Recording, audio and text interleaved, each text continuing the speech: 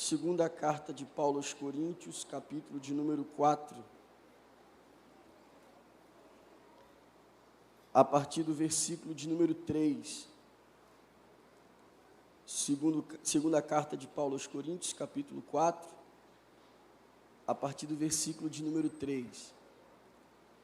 Sou grato a Deus por mais essa oportunidade, pastor Elisandro e a sua família. Deus em Cristo abençoe a igreja.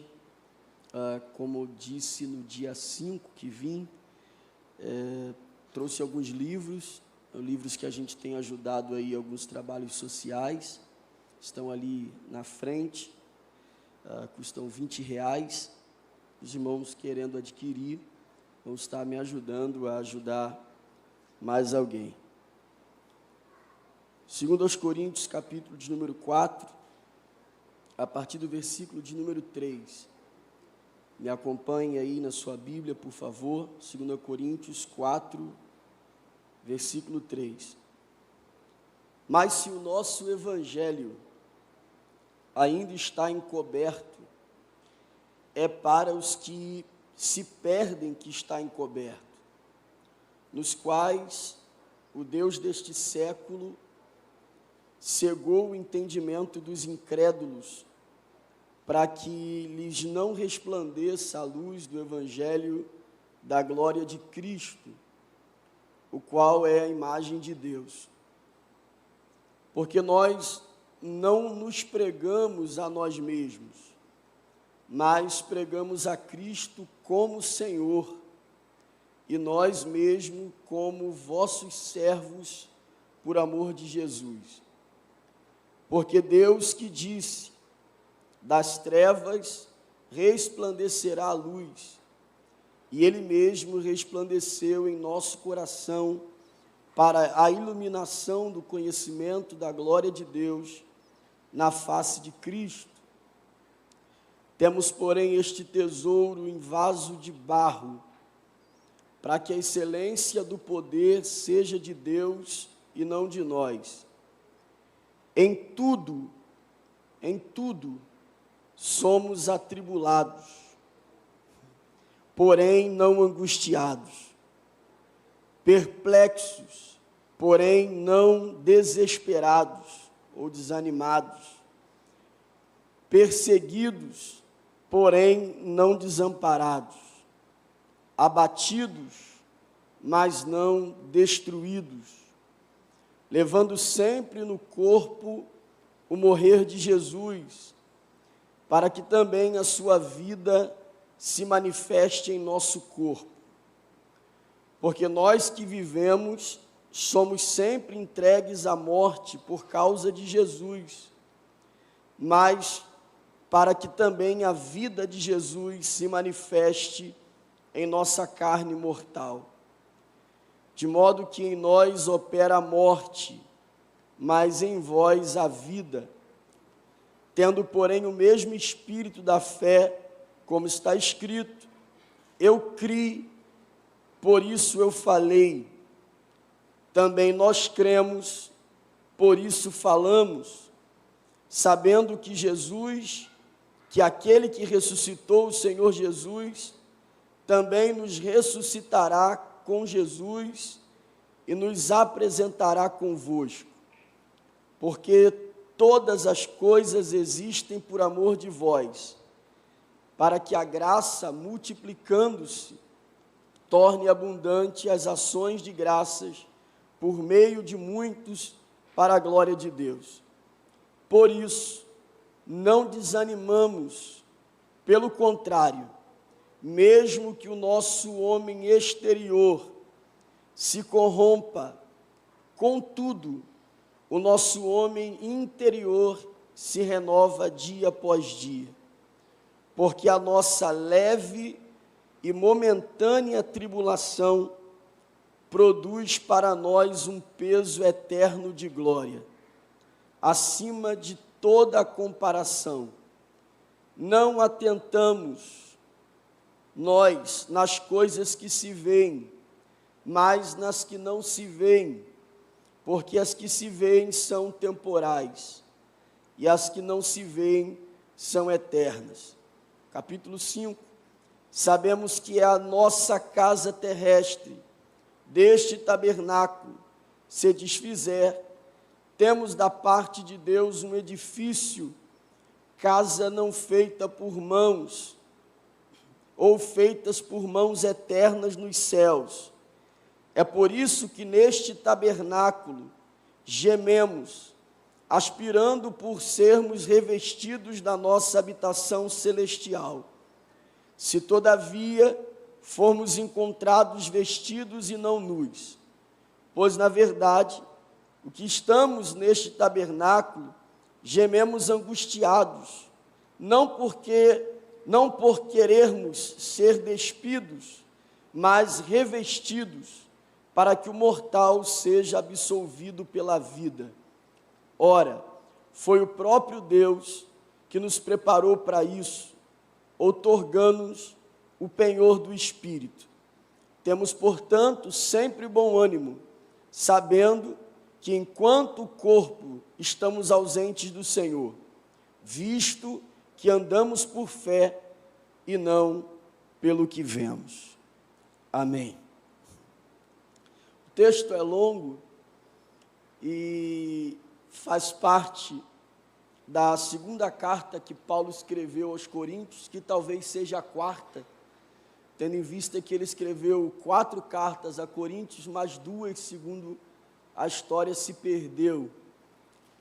A segunda carta de Paulo escrita aos Coríntios, ela tem por finalidade, na verdade, algumas finalidades, dentre elas a defesa do apostolado do apóstolo Paulo.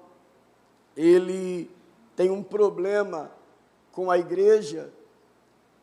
Na primeira carta ele descreve que o problema que ele tem com a igreja é de nível de organização, pela imaturidade ainda que a igreja de Corinto possuía. E na segunda carta ele tem um problema que são os falsos ensinos, os falsos apóstolos, que vão se aproximando da igreja e pregando o contrário do que Paulo pregava e ainda colocando em dúvida o apostolado de Paulo, a conversão de Paulo e também o seu caráter. Paulo acaba utilizando dessa carta para meio que fazer uma defesa do seu apostolado e também levar a igreja a não desanimar na fé, a persistir, a não desistir por qualquer coisa, e que por muitas que sejam as tribulações, no final Deus estaria nos dando a vitória e estaríamos nos braços do nosso Senhor. Paulo, por muitas vezes, dentro dessa segunda carta, vai utilizar a própria vida dele, como ele também fez na primeira, como um exemplo prático. Ele não só queria que a igreja ouvisse as suas orientações e lessem as suas orientações através das cartas, mas que também observassem a vida que ele levava. E a partir da vida que ele levava, a igreja podia então ter na vida de Paulo um modelo prático de como fazer aquilo que ele estava orientando por meio das cartas. O capítulo de número 4 ainda é, de certa forma, Paulo defendendo, ainda que indiretamente, o seu apostolado.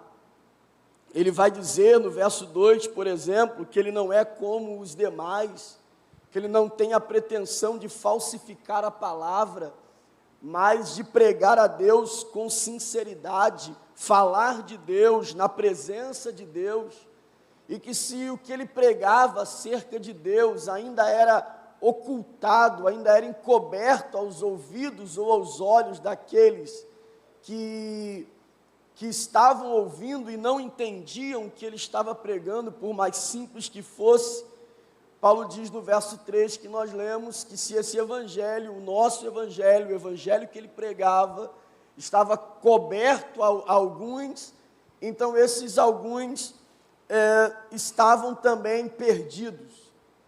E pelo fato de andarem perdidos, estavam pela influência do Deus deste século, verso de número 4, e aí é o Deus com D minúsculo, referindo-se ao próprio diabo, dizendo que o adversário deste século, Deus deste século, havia cegado o entendimento dessas pessoas para que a luz do Evangelho não resplandecesse e eles assim não pudessem conhecer a glória de Cristo, que é a imagem de Deus.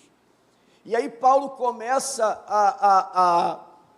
a destrinchar aqui alguns pontos interessantes que eu acredito ser importantes para nós meditarmos essa noite. Foi um texto que durante esse dia ficou martelando no meu coração. É que Paulo vai estar defendendo o seu apostolado e, de certa forma, ele vai demonstrar para nós que existe uma batalha espiritual no que diz respeito à pregação do Evangelho e à conversão de outras pessoas. E que o Evangelho se torna algo muito difícil para aqueles que vivem debaixo de uma influência maligna e que são amantes do presente século. Eles não conseguem enxergar a glória de Cristo, não conseguem enxergar Cristo como a imagem de Deus, não conseguem enxergá-lo como um caminho de volta para o homem se reconciliar com Deus. Na verdade, o único caminho que se tem de volta para Deus, além de também não conseguir perceber que longe de Deus ele é cego. Ele não consegue perceber que longe de Deus o seu entendimento é deficiente, porque Paulo não fala de uma cegueira, literalmente visão, ele fala de uma cegueira de entendimento. Ele diz que existe um povo que enxerga, mas é cego. Existe um povo que vê, mas é cego. E o adversário não está preocupado em tirar esta visão, mas esta visão, cegar o meu entendimento. E a partir do momento em que o meu entendimento é deturpado, o que eu vejo aqui não significa nada, porque parte do princípio que o meu entendimento está deficiente. É por isso que o apóstolo Paulo, quando escreve aos Romanos, ele diz que nós precisamos renovar a mente, renovar o entendimento. E a partir da renovação do entendimento, eu passo a entender que a lei de Deus é boa, perfeita e agradável. Enquanto o meu entendimento não é renovado, é deficiente, é cego, e essa é uma artimanha do adversário, eu passo a amar este século e não consigo enxergar a glória de Cristo, a imagem de Deus. A partir daí, Paulo começa a dizer algumas coisas, e eu quero destacá-las aqui com os irmãos, a respeito da vida cristã. Do capítulo de número 4, do versículo de número 5 ao versículo de número 9, Paulo fala sobre a conversão. Ele dá aspectos da conversão. E é interessante porque ele vai dizer o seguinte, verso 5: nós não pregamos a nós mesmos, nós pregamos a Cristo como Senhor. A nossa pregação, o nosso evangelho, não tem a ver com o que eu penso, não tem a ver com o que eu acho, não tem a ver com o que eu imagino, porque eu não sou senhor das minhas palavras. O evangelho que eu prego não é a respeito de mim, é a respeito de Cristo. porque Ele sim, Senhor de todas as coisas. Não prego de mim mesmo, porque quem prega de si mesmo não faz discípulo, cria fã-clube. Quem prega de si mesmo não tem uma igreja, tem um clube. Quem prega de si mesmo não discipula pessoas, cria pessoas alienadas, presas ao estilo de vida que este que prega sobre si mesmo acha que é o certo. Paulo diz: eu não prego sobre mim. Oh, glória a Deus. Porque eu sou tão carente da graça de Deus quanto vocês. Não há nada de especial sobre um pregador, porque o pregador é tão pecador quanto aquele que o ouve. Então, sobre quem eu devo pregar? Cristo, o Senhor de quem ouve e o Senhor de quem prega. Cristo, o Deus Todo-Poderoso, aquele que morreu pelos nossos pecados, aleluia, e que é Senhor por excelência. Paulo diz: não prego de mim mesmo, prego sobre Cristo, e prego dizendo a vocês que Ele é Senhor. Oh, glória a Deus. A ideia de Paulo em apresentar Cristo como Senhor é resumir quem Cristo é. Cristo vivo é o Verbo encarnado. Cristo morto é o Cordeiro de Deus que tira o pecado do mundo. Cristo ressuscitado é o Senhor. Oh, glória a Deus.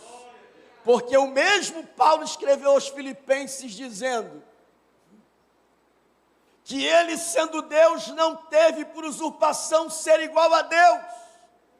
Antes aniquilou-se a si mesmo, tomando forma de homem, sendo obediente, indo até a morte e morte de cruz. Mas Deus lhe exaltou soberanamente e lhe deu um nome que está acima de todos os nomes, para que todo joelho que estão nos céus, anjos e demônios, na terra, os vivos, e embaixo da terra, os demônios, se curvem diante dele, e toda língua confesse que Cristo é o Senhor, para a glória de Deus Pai. Oh, glória a Deus.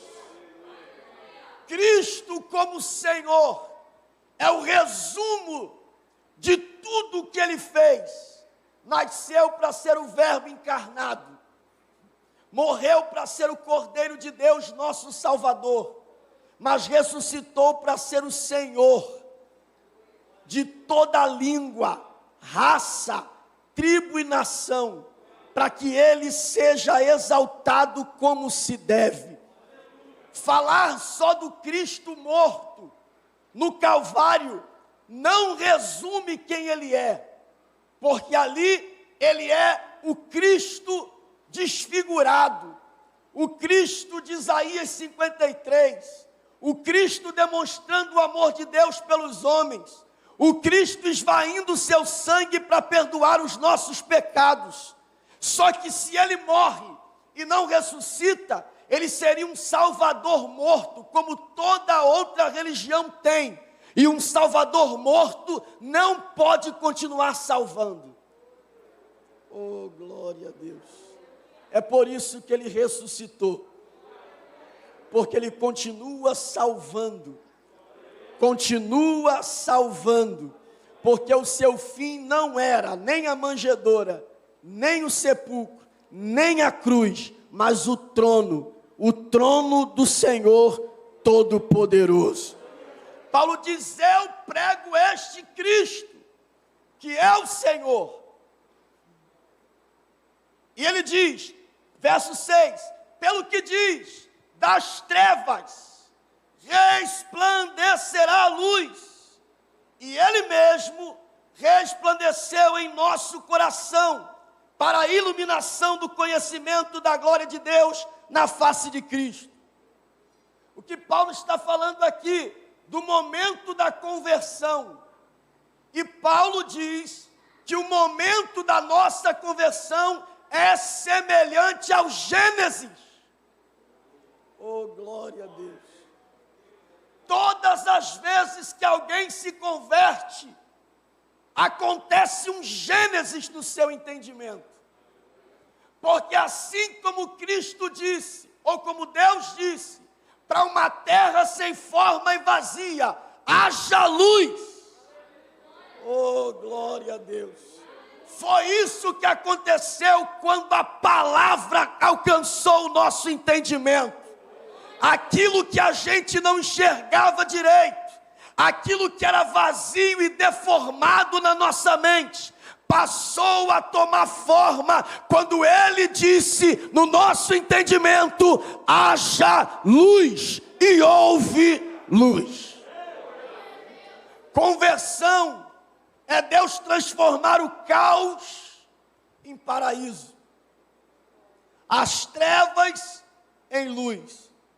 E eu acredito que as coisas irão terminar do jeito que começou. Eu acredito que as coisas irão terminar do jeito que começou.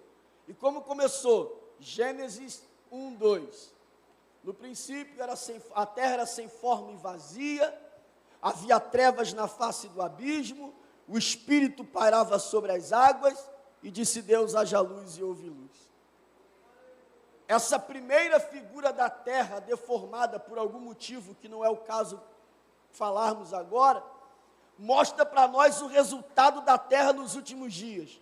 No princípio, sem forma, vazia, treva, abismo, e o Espírito Santo se movendo sobre ela. No fim, está a mesma coisa, um mundo deformado, vazio, caminhando em trevas, sem perceber que está indo para o abismo. Só que assim como a terra de Gênesis teve o Espírito Santo sobre ela, essa terra ainda tem o Espírito Santo sobre ela, e Ele prepara alguém para ouvir o Evangelho e que haja luz nele. Paulo fala sobre a conversão, que a conversão é um Gênesis no nosso entendimento, ela ilumina o nosso conhecimento, a mensagem de Cristo ilumina a mente do homem, e ele passa a enxergar Cristo não só como um amuleto, mas como a imagem do Deus Todo-Poderoso.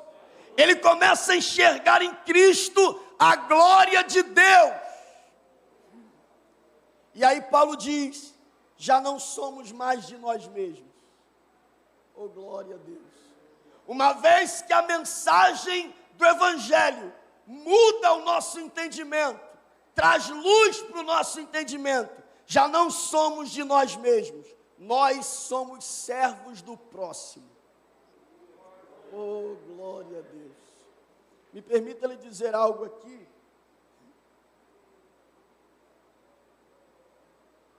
que de fato eu não tenho conseguido entender. Se alguém tiver esse entendimento, depois a gente pode conversar, mas eu não tenho conseguido entender essa visão de servir a Deus sem ter respeito ao próximo. Eu sinceramente não consigo entender alguém que diz servir a Deus e não servir ao próximo. Ele serve a Deus, mas não gosta de gente. Ele serve a Deus, mas se isola. Ele serve a Deus, mas não busca comunhão. Serve a Deus, mas trata os outros mal. Serve a Deus, mas não é uma boa referência para a sua família. Serve a Deus, mas o comportamento dele não condiz com a sua crença. E, biblicamente, isso não é fé, isso é hipocrisia. Não dá para desvincular o serviço a Deus do serviço ao próximo. Não dá para desvincular uma coisa da outra. João diz que quem diz que ama a Deus, mas aborrece o seu irmão, é mentiroso. Porque se eu não amo alguém que eu vejo, glória a Deus, e que Cristo morreu por ele, tanto quanto por mim, como eu vou amar alguém que eu não vejo? Então a manifestação do amor de Deus por nós está em Cristo. E a certeza de que eu absolvi esse amor é a manifestação que eu tenho de amor com o próximo. Quando eu sirvo a Deus, mas não sirvo ao próximo, eu estou profissionalizando a fé. Eu sou um consumidor de religião. Glória a Deus. Não adianta me dedicar a atividades da igreja. Não adianta me dedicar aos cargos que eu possuo, se a minha vida durante todo o processo, até chegar o momento de efetuar a atividade no cargo, não condiz com aquilo que eu faço. Glória a Deus. Eu não posso profissionalizar a fé e aí ter uma vida quando venho pregar aqui, porque quero apresentar algo aos irmãos, e durante a semana ter outra vida. Eu não posso ser um consumidor de religião, onde eu venho me aliviar dos meus erros da semana, para depois, durante a semana, fazer tudo de novo. Em Deus, eu preciso servir o outro. Eu já disse isso aqui uma vez. Se você ler o Evangelho de João, e você dividi-lo, pegue aí do 1 ao 12, e você vai ver Jesus falando sobre amor. Pegue aí do 13 ao 17, você vai ver Jesus ensinando sobre amar. Pegue do 18 ao 20, e você vai ver Jesus demonstrando o que é amor. Oh, glória a Deus. Do 1 ao 12 de João, ele falando sobre amor. Do 13 ao 17, ele ensinando sobre amar. Do 18 ao 20, ele demonstrando amor. No 21, ele chama Pedro e diz: e tu? Glória a Deus. Tu me amas?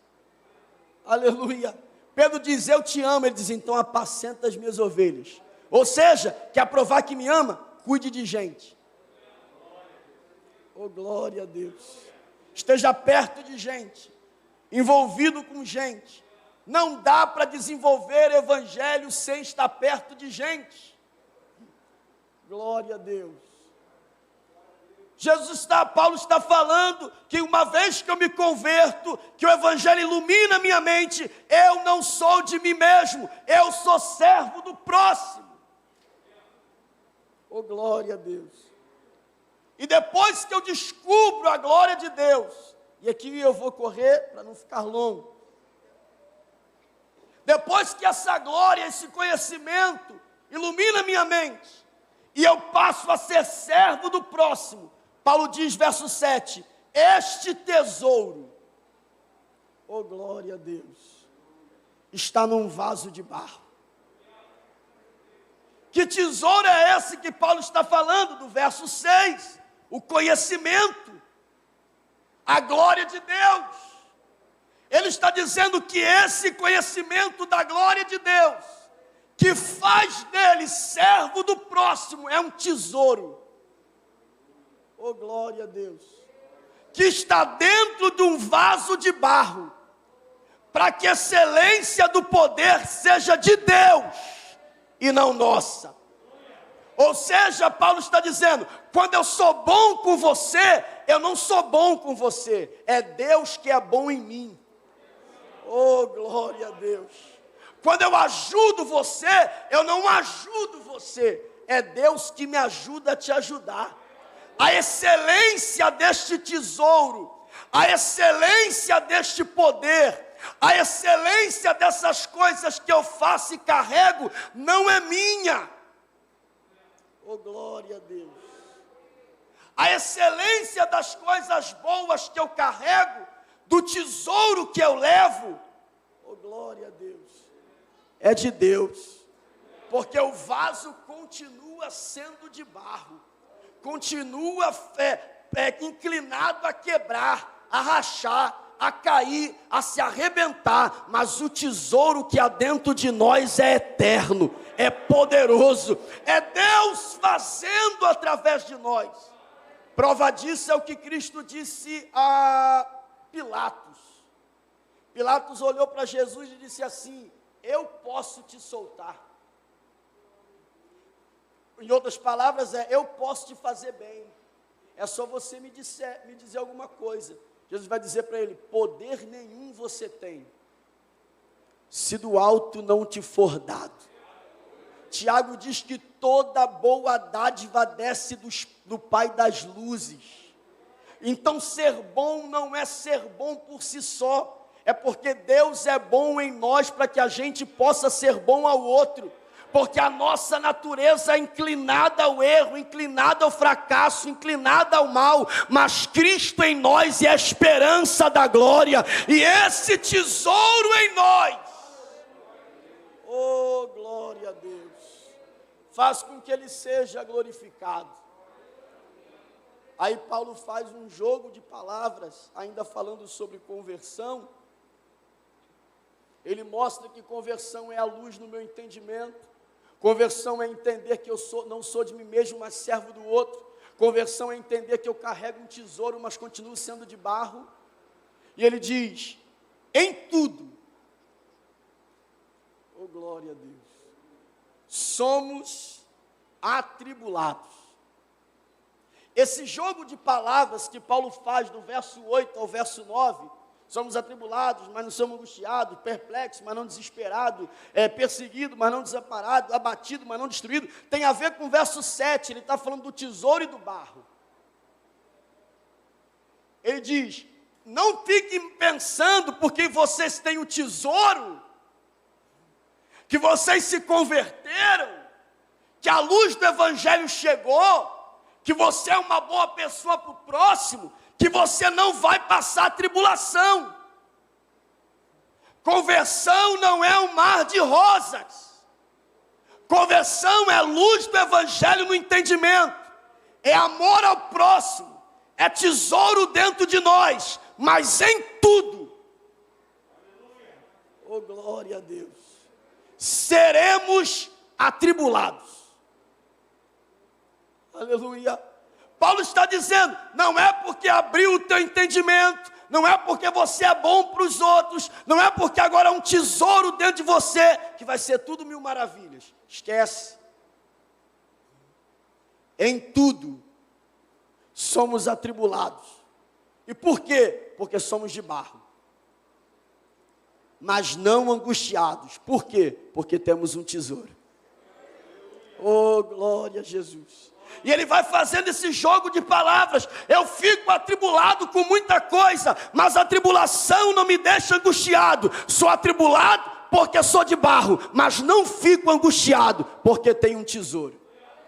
Oh, glória a Deus. Ele diz: fico perplexo porque sou de barro, mas não fico desesperado porque eu tenho um tesouro. Sou perseguido porque sou de barro, mas não fico desamparado porque eu tenho um tesouro. Sou abatido porque sou de barro, mas não fico destruído porque eu carrego um tesouro. Oh, glória a Deus. Paulo está resumindo a conversão a isso: luz no entendimento, serviço ao próximo, tesouro dentro de mim, a ponto que as tribulações não me levem à destruição total, porque todas as vezes que algo me atribula, eu lembro que eu tenho um tesouro guardado dentro de mim. Oh, glória a Deus. Depois da conversão, do verso 10 ao verso 15, Paulo fala sobre a devoção. Uma vez convertido, eu preciso aplicar uma vida de devoção ao Deus que eu me converti. nós não temos tido problema com conversões. Nós temos tido problema com um povo que não sabe ser consagrado ao Deus que ele se entregou. E aí Paulo vai falar sobre isso. E olha que coisa interessante. Quando ele fala sobre conversão, ele usa a expressão glória de Deus. Glória de Deus no verso 4, glória de Deus no verso 6. Agora, quando ele fala sobre devoção, verso 10 e verso 11, ele diz: para que a vida de Cristo se manifeste em nosso corpo. Oh, glória a Deus. Ele diz: eu me converti porque tive a glória de Deus no meu entendimento, mas sou devoto a este Deus, para que a vida dele se manifeste no meu corpo. Sabe, Josemar Bessa, esses dias, escreveu algo muito interessante. Ele escreve umas coisas boas, né?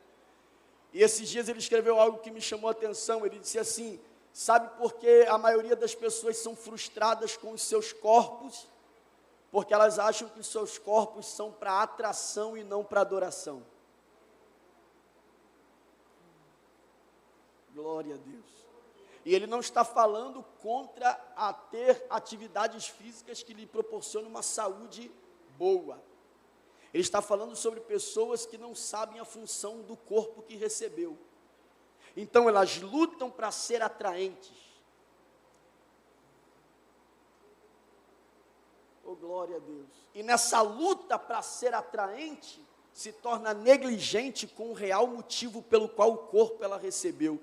E por que um cristão tem um corpo? Para que a vida de Cristo, oh glória a Deus, se manifeste no corpo que ele tem. Aleluia! O que Paulo está dizendo é isso. Ele diz: eu levo no meu corpo o morrer de Cristo. Todos os dias eu estou disposto a morrer por ele. Por quê? Para que a vida dele se manifeste em mim.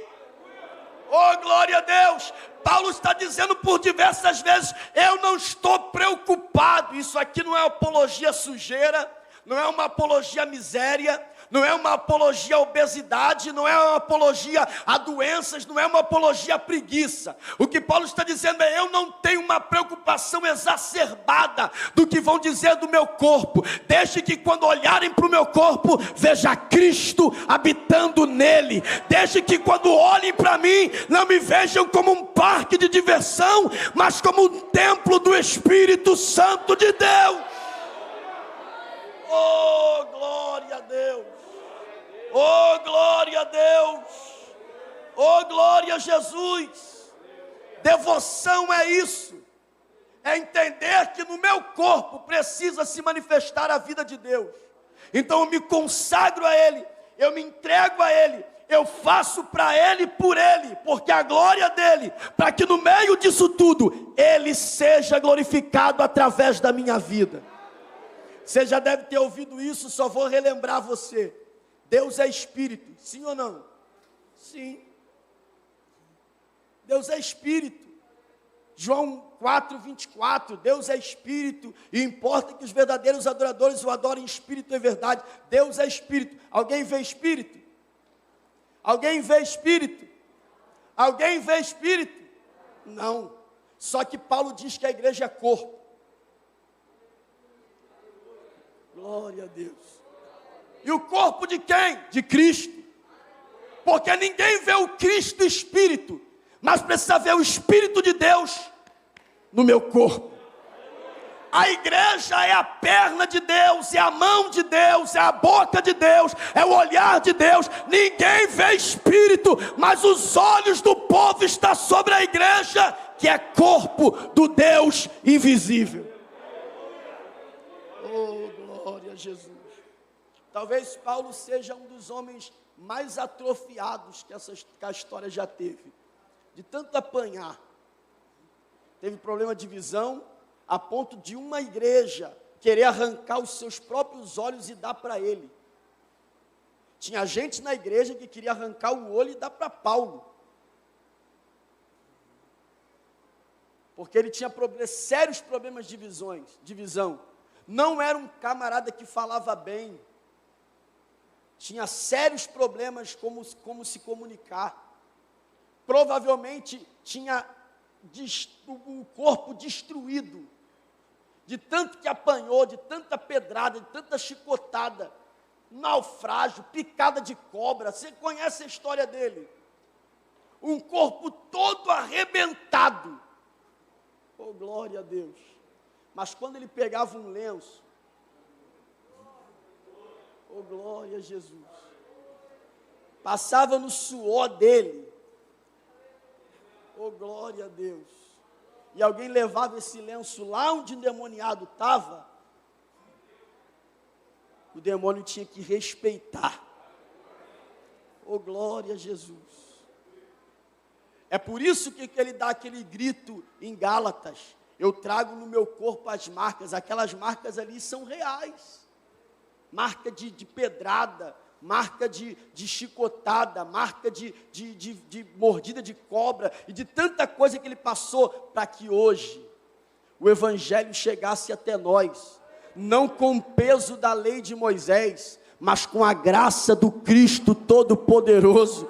E olha o que ele diz no versículo 15: e tudo o que eu faço é por amor a vós, para que a graça se multiplique. Sabe por que nós estamos aqui? Porque nós somos multiplicadores da graça.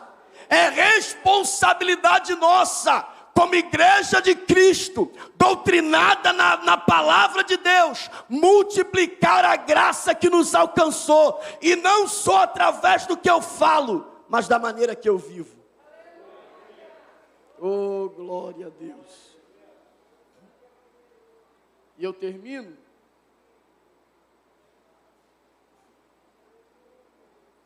do 5 ao 10, ele fala, do 5 ao 9, ele fala sobre conversão. Do 10 ao 15, ele fala sobre devoção, usar o meu corpo para que a glória de Deus, para que a vida de Deus se manifeste. E do verso 16 ao capítulo 5, verso 10, ele fala sobre recompensa. Oh, glória a Deus. Aí ele diz um dos textos que para mim é o mais lindo, um dos mais lindos da Bíblia, quando ele diz no verso 16 do capítulo 4, por isso nós não desanimamos. Pelo contrário, mesmo que o nosso homem exterior se corrompa, contudo, o nosso homem interior se renova dia a dia. Aí olha o que ele diz no verso 17, um contraste com o que ele diz no verso 8. No verso 8 ele diz, em tudo somos atribulados. Mas no verso 17 ele chama a tribulação de leve e momentânea. E essa leve e momentânea tribulação produz em nós um peso eterno de glória. Oh, glória a Jesus. O que Paulo está dizendo é, eu não morri, ou eu não me converti, eu não morri para o mundo, eu não me desapeguei das coisas dessa vida para terminar atribulado. Oh, glória a Jesus. Eu não morri para o mundo, não me desapeguei das coisas dessa vida para morrer atribulado, ou para terminar atribulado. Pelo contrário, toda essa tribulação que eu passo aqui será revertida em um peso de glória, em que não haverá comparação. Oh, glória a Deus. Aí olha o exemplo que ele dá, capítulo 5. Ele diz, porque esse corpo mortal, que é a nossa casa, tabernáculo em outras versões, ele diz, esse tabernáculo vai se desfazer, e quando esse tabernáculo se desfizer, então nós teremos um edifício. Oh, glória a Deus. Preste atenção aqui, estou terminando. Por que Paulo chama esse corpo de tabernáculo e chama o celestial de edifício? Se você for para o Antigo Testamento, você vai encontrar dois templos, dentre tantos, mas dois conhecidos. Primeiro, tabernáculo de Moisés. Como é que era o tabernáculo de Moisés? Uma tenda móvel feita de pele. Como é que era o tabernáculo de Moisés? Uma tenda móvel feita de pele. Deus disse: Moisés, faça uma tenda móvel feita de pele, para que eu habite no meio do meu povo. E para onde a nuvem guiar vocês, o povo vai atrás. Desmonta o tabernáculo e vai atrás da nuvem. A nuvem parou, monte o tabernáculo e eu desço no meio de vocês. Esse primeiro tabernáculo de Moisés representa o nosso corpo. Porque quem somos nós? Um tabernáculo feito de pele. Oh, glória a Deus. Assim como o tabernáculo de Moisés era um templo móvel, coberto de pele, assim somos nós, o templo do Espírito Santo, que se move, coberto de pele. E por que o tabernáculo tinha que ser móvel? Por que o tabernáculo tinha que ser móvel? Porque Israel não moraria no deserto. Oh, glória a Deus. Então o tabernáculo tinha que ir andando. Oh, glória a Deus. Falar igual o pregador, você não entendeu não. Como o tabernáculo, como o povo não ia morar no deserto, o tabernáculo precisava ser móvel, porque eles não morariam no deserto. Como a sua morada não era o deserto, e o que Deus tinha determinado era Canaã, então o tabernáculo ia andando. Oh, glória a Deus. Até o lugar que Deus prometeu. Por que nós estamos como templo coberto de pele? Você não vai morar aqui. Oh, glória a Deus. Então hoje nós somos templos que se movem, porque a nossa morada não é aqui. Quando Israel estabelece morada em Canaã, o tabernáculo de Moisés acaba e se levanta o templo de Salomão. Agora não é mais pele, agora é ouro, pedras preciosas. Oh, glória a Deus. E é tudo muito maior e mais poderoso do que havia no tabernáculo de Moisés. Aquilo era uma menção do céu. Hoje nós somos um templo que se move até o dia em que esse templo se desfizer. Oh, glória a Deus.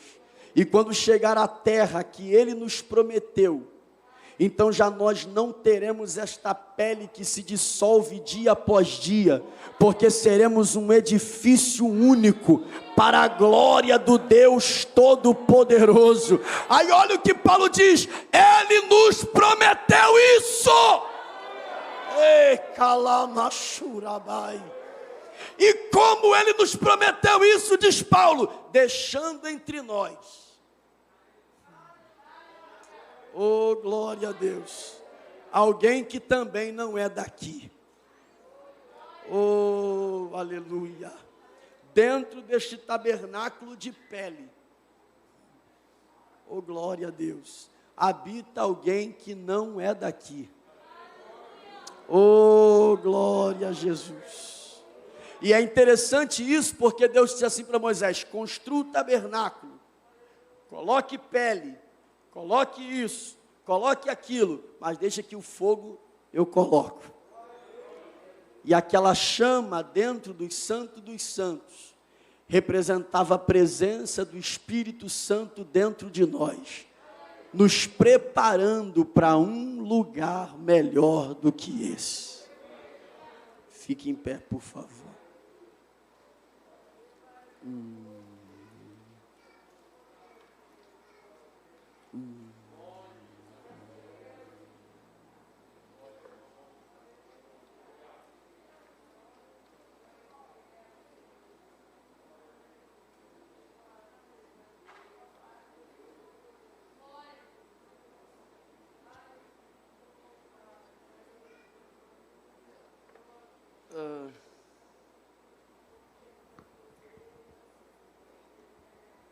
nunca estivemos tão perto da eternidade como nos últimos dias.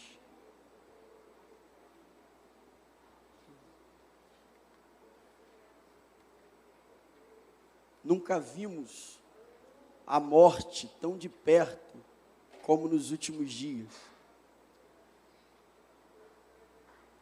Talvez nenhuma geração tenha visto um arrebatamento tão claro como nós vimos ano passado.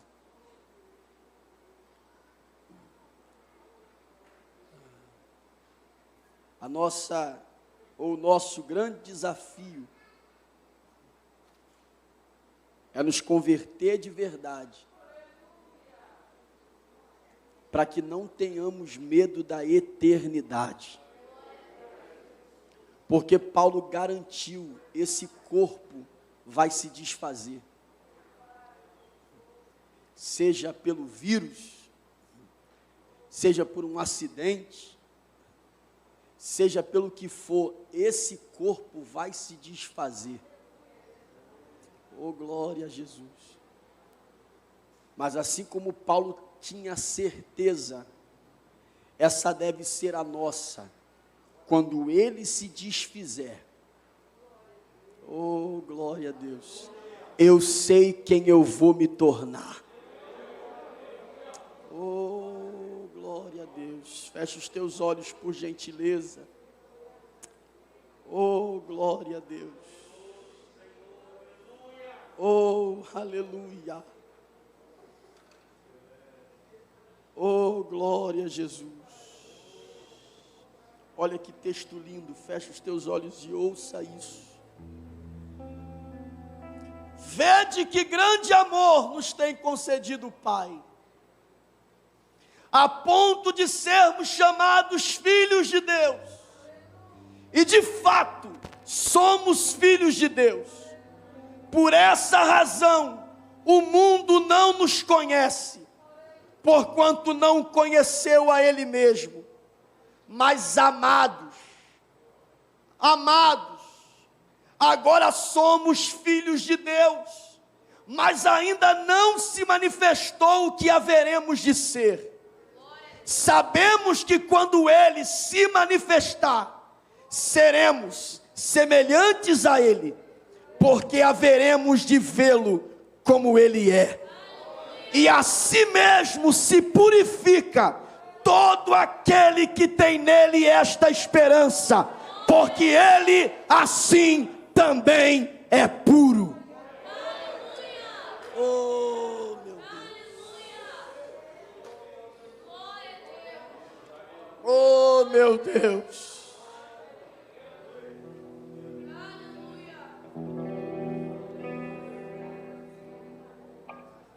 Feche os teus olhos, por favor.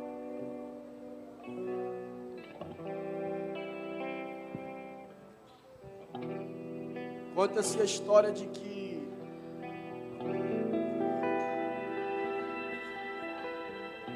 um senhor de idade na Itália ficou 15 dias entubado. Saiu, procurou a recepção do hospital e recebeu o valor que ele tinha que pagar pelos 15 dias que ele ficou no hospital. Diz que ele começou a chorar olhando os valores. E o rapaz que estava na recepção perguntou para ele: o senhor está chorando porque o senhor não pode pagar?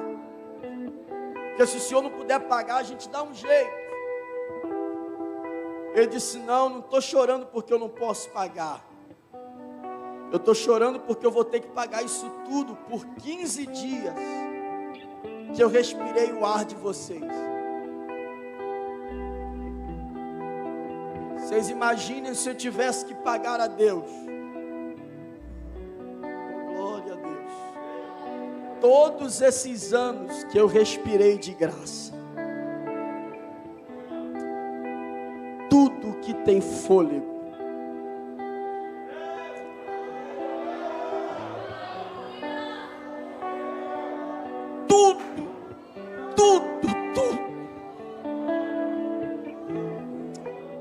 Louve serve ao Senhor. A eternidade é o alvo da igreja. O céu é o destino da igreja. Oh, glória! E o Espírito Santo está aqui para nos fazer lembrar isso. Que queime em nós o fogo de Pentecoste. Que queime em nós o fogo da Arca da Aliança. Que queime em nós o fogo do Templo de Salomão. Que queime em nós o fogo da Rua Azusa. Que queime em nós o fogo dos heróis da fé. Que queime em nós o fogo do Espírito Santo. Porque nós não somos daqui. Eu te convido a fazer esta oração. Queima, Espírito Santo. Me purifica, Espírito Santo. Oh, o Senhor é maior do que a porta de emprego que abriu para mim. Maior que o bom casamento que o Senhor me deu. Maior que o livramento que eu tive. Eracalamashuramai. O Senhor é maior que a minha saúde, maior que as minhas finanças. O Senhor é maior que os meus diplomas. Queima em mim, Espírito Santo.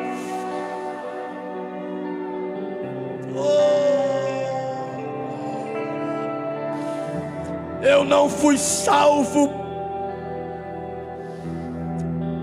para uma faculdade. Não fui salvo para ser gerente de uma empresa. Oh, o Senhor é maior do que isso. Eu não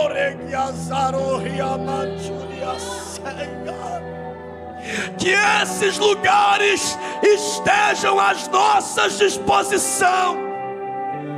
Que esses lugares sejam portas abertas para nós. Mas que quando a trombeta tocar,